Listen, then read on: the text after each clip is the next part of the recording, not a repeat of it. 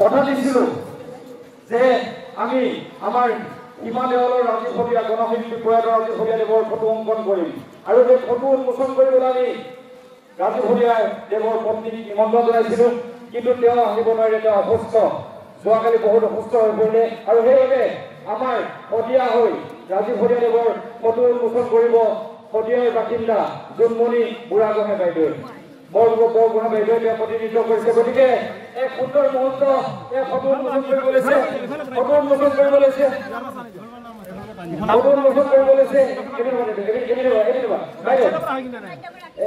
আৰু এই ফটো অংকন কৰিছে পবিত্ৰ ডাঙৰীয়া ইফালৰ পৰা হয় ৰাইট চাইড হয় আপুনি অলপ টান দিয়ক আমি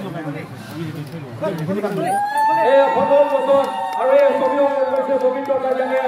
চৰকাৰৰ গণশিল্পী ৰাজীৱৰীয়া ডাঙৰীয়া কথামতে কাম কৰিলো আৰু তেখেতক জোনমণি বুঢ়াগোহাঁই বাইদেউ এখন ফুলাম গামোচা সম্পন্ন জনাব আমাৰ কাকলিত আছে এয়া বাইদেউ